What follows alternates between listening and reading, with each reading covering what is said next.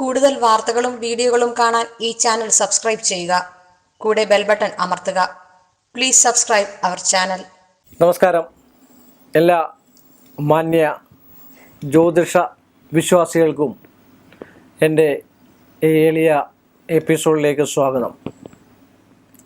നമ്മളിപ്പോൾ പറയുന്ന വിഷയം പിതൃ മാതൃശാപത്തെക്കുറിച്ചാണ്.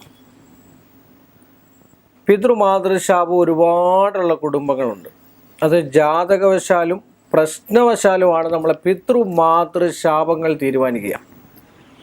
അതിൽ കണ്ടിരിക്കുന്ന ആദിത്യൻ പിതൃകാരകനും ചന്ദ്രൻ സ്ത്രീ പിതൃകാരകനും വ്യാഴം സർവേശ്വരകാരകനാണ്.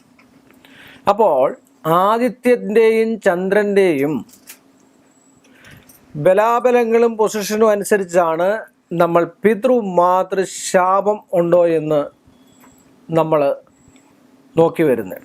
പിതാക്കന്മാരെയും മാതാവിനെയും നിന്ദിക്കുക, അവരെ നമ്മൾ ദുഷിച്ച രീതിയിൽ ചിന്തിക്കുക. നമ്മളൊക്കെ ഒരു സമയമാകുമ്പോൾ നമ്മൾക്കൊക്കെ ഓരോ ദിവസം ചെല്ലുന്തോറും പ്രായം കൂടി വരികയാണ്. ഓരോ സമയം കഴിയുമ്പോൾ, ഓരോ മിനിറ്റ് കഴിയുമ്പോഴും, അല്ലേ? മാതാപിതാക്കളെ നോക്കാത്ത എത്രയോ ആൾക്കാരുണ്ട്. മാതാപിതാക്കളെ കൊണ്ട് വേല ചെയ്യിപ്പിക്കുന്ന എത്രയോ മക്കളുണ്ട്. കൊച്ചുങ്ങളെ നോക്കുക, അല്ലെ മറ്റു കാര്യങ്ങളൊക്കെ ചെയ്യുക. ഇതൊക്കെ എന്നിട്ട് പറയും ഇവിടുന്ന് ഞങ്ങൾ അമേരിക്കയിൽ കൊണ്ടുപോയതാണ്, ഭയങ്കര സുഖമാണ്, അവിടെ വേറെ ഒരാളെ വെക്കാനുള്ള സാധ്യതാവസ്ഥയില്ല, അതിനാണ് ഈ കൊണ്ടുപോവുക.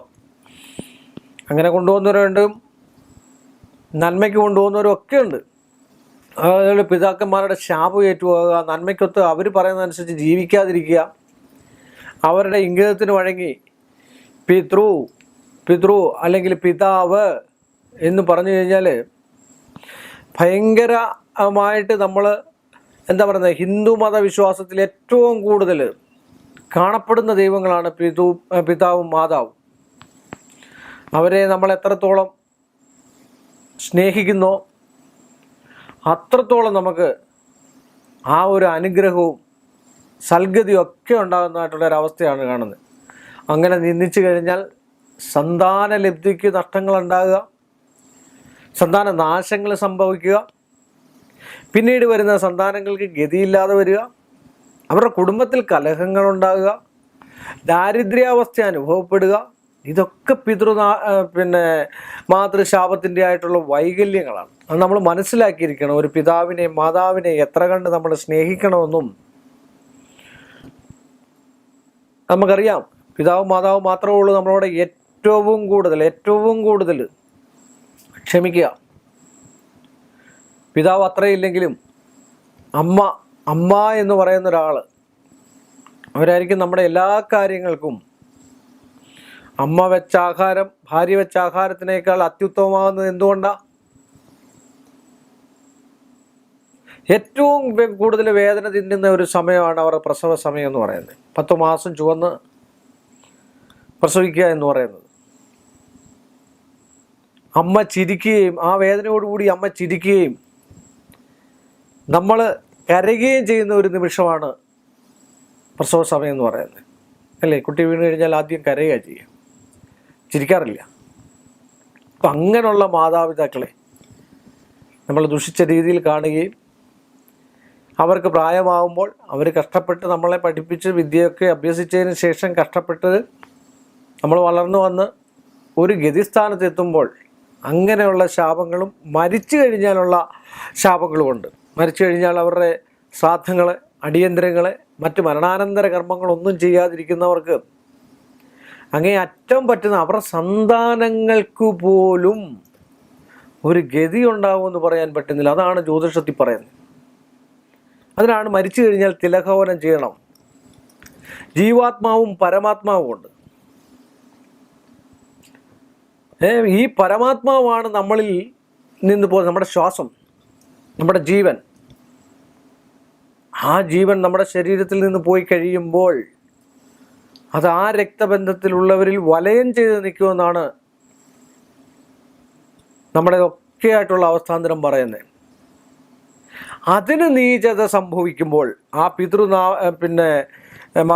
മാതൃശാപത്തിന് നീചത സംഭവിക്കുമ്പോഴാണ് നമുക്ക് ഏറ്റവും കൂടുതൽ ദോഷവും ദുരിതവും ഒക്കെ ഉണ്ടാകുന്നത്. അതിനാണ് നമ്മൾ തിലഹവനം ഇടയ്ക്കിടയ്ക്ക് പിതൃമാതൃശാപത്തിന് നമ്മൾ നടത്തിയിരിക്കണം. ആ ദോഷങ്ങളൊക്കെ മാറാൻ, നമ്മളിൽ നിന്ന് അറിഞ്ഞോ അറിയാതെയോ വന്നിട്ടുള്ളതായിട്ടുള്ള വിഷയങ്ങളുണ്ടെങ്കിൽ, അവരെ ദുഃഖിപ്പിച്ചിട്ടുണ്ടെങ്കിൽ, മനസ്സ വാച കർമ്മം കൊണ്ടോ ജന്മം കൊണ്ടോ ദുഃഖിപ്പിച്ചിട്ടുണ്ടെങ്കിൽ അതൊക്കെ മാറിക്കിട്ടണമെന്ന് വിചാരിച്ച് തിലഹവനം നടത്തുന്നത്. സൂക്ഷ്മ ശരീരങ്ങളിൽ സൂക്ഷ്മ ശരീരത്തിന്, ലളിതമായി പറഞ്ഞാൽ ആത്മാവിന് മരണത്തോടുകൂടി നാശം സംഭവിക്കുന്നില്ല എന്നാണ്. മോക്ഷപ്രാപ്തിയിൽ മാത്രമേ ആത്മാവിന് സായുജ്യം ലഭിക്കുന്നുള്ളൂ. അതുവരെ ജീവാത്മാവ് ശരീരാന്തര പ്രവേശം ചെയ്ത് സഞ്ചരിക്കുമെന്നാണ് ഹൈന്ദവ വിശ്വാസം. അതാണ് പറയുന്നത്, ജീവോ മൃതസ്യ ചരതി സ്വധാഭി എന്ന ആ പ്രമാണത്തിൻ്റെ അർത്ഥം തന്നെ. എന്ന വചനപ്രകാരം മൃതനായവൻ്റെ ജീവൻ സ്വധകൾ നിമിത്തമായി ചരിക്കുന്നു എന്ന് വ്യക്തമാകുന്നു. മരണാനന്തര കർമ്മങ്ങൾ വിധിപ്രകാരം ചെയ്യാതിരിക്കുമ്പോൾ നിരാശ്രയത്വം മൂലം പരേതാത്മാവിന് പൈശാചികത്വം ഉണ്ടാവുന്നു. ശേഷക്രിയാതിരഹിത പ്രേത കർമ്മ ബഹിഷ്കൃത പിശാചാദേഹമാശ്രിത്യ പിശിതാശീ ഭവത്യസൗ എന്ന് പറഞ്ഞാൽ, ഇങ്ങനെ പൈശാചികത്വം സംഭവിക്കാനാണ് ദഹനം, കൊട്ടുബലി അല്ലെ നിത്യബലി, സഞ്ചയനം, ദശാഹം, ഷോഡശം, സപിണ്ഡി തുടങ്ങിയ വിധിപ്രകാരം നടത്തുന്ന പലപ്പോഴും ഇവ പൂർണ്ണമായി യഥാവധി അനുഷ്ഠിക്കാൻ കഴിയില്ല. അപ്പോഴാണ് നമ്മൾ പരേതാത്മാവ് എങ്ങനെ ഉണ്ടെന്ന് ഒരു ഉത്തമനായ ജ്യോത്സ്യനെ കണ്ടതിന് ശേഷം കൗടി വെച്ച് നോക്കി, ഈ നിരാശ്രയപ്പെട്ട് നിൽക്കുന്നതായിട്ടുള്ള കുടുംബങ്ങൾക്ക് പീഡയും മറ്റു കാര്യങ്ങളും ഉണ്ടായ പിതൃപ്രീതിക്കും മോക്ഷത്തിനുമായി ചെയ്യുന്ന ഹോമത്തിനാണ്, അല്ലെങ്കിൽ എള്ള് എന്ന മുഖ്യ ഹോമദ്രവ്യം കൂടാതെ തന്നെ പ്ലാച്ചിൻ ചമത, നെയ്യ്, ഹൗസ്, പ്ലാച്ചിൻ്റെ ചമത, നെയ്യ്, ഹൗസ്, ഈ തിലപായസം ഇതൊക്കെ കൊടുത്ത് നമ്മൾ പ്രീതിപ്പെടുത്തേണ്ട കാര്യം. ഈ ഹോമത്തിനുള്ള ദ്രവ്യങ്ങളാണ് ഇതെല്ലാം.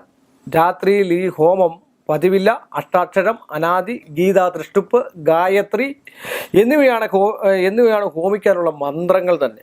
ചമത ഹോമിച്ചുകൊണ്ടുള്ള ഹോമാചാരപ്രകാരം തണ്ടുല ഒരുക്കി അഷ്ടാക്ഷര വിധാനമുള്ള പൂജയോടുകൂടിയുമാണ് തിലഹവനം നടത്തുന്നത്. അഷ്ടാക്ഷര വിധാനമുള്ള പൂജയോടുകൂടിയാണ്.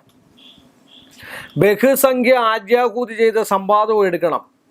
അംഗപ്രത്യംഗം, കാല് കഴുകിച്ചുട്ടും ഗോമസമ്പാദവും സ്പർശിച്ച്, പഞ്ചഗവ്യ, സാളഗ്രാമതീർത്ഥം എന്നിവ സ്പർശിച്ചാണ് പിതൃശുദ്ധി വരുത്തുന്നത്.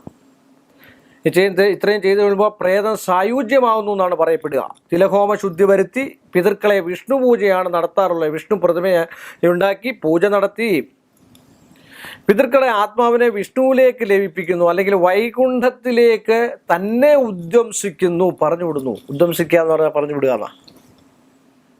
ഈ ആവാഹന ഉദ്വംസനവും ഈ കർമ്മത്തിൽ നാരായണ ബലിയും മാത്രമേ ചെയ്യാറുള്ളൂ.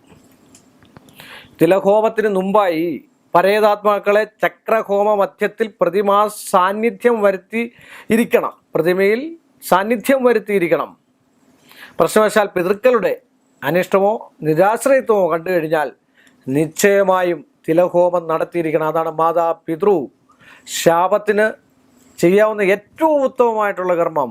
നമ്മൾ ജീവിച്ചിരിക്കുമ്പോൾ നോക്കിയില്ല എങ്കിൽ തന്നെയും മരിക്കുമ്പോഴെങ്കിലും ഈ കർമ്മങ്ങളൊക്കെ ചെയ്ത് കണ്ടാൽ നമ്മുടെയൊക്കെ സന്താനങ്ങൾക്ക് ആ ഒരു അനുഗ്രഹവും ആശീർവാദവും തേജോമയത്വവും വളരെ ലാളിത്യവും മറ്റുള്ളവരിൽ നിന്നും ദോഷമോ ദുരിതങ്ങളോ ഒന്നും ഏൽക്കാതെ ഒരു സായുജ്യം ലഭിച്ച് നന്മയായിട്ട് കുടുംബസ്വസ്ഥതയോടുകൂടി ജീവിക്കാൻ കഴിയുമെന്ന് പറഞ്ഞുകൊണ്ട് ഈ എപ്പിസോഡ് ഞാനിവിടെ വൈൻഡപ്പ് ചെയ്യുന്നു. വീണ്ടും മറ്റൊരു വിഷയവുമായി അടുത്ത എപ്പിസോഡിൽ കാണുന്നവരെ എല്ലാ മാന്യ പ്രേക്ഷകർക്കും എൻ്റെ വിനീതമായ നന്ദി, നമസ്കാരം. കൂടുതൽ വാർത്തകളും വീഡിയോകളും കാണാൻ ഈ ചാനൽ സബ്സ്ക്രൈബ് ചെയ്യുക. കൂടെ ബെൽ ബട്ടൺ അമർത്തുക. Please subscribe our channel.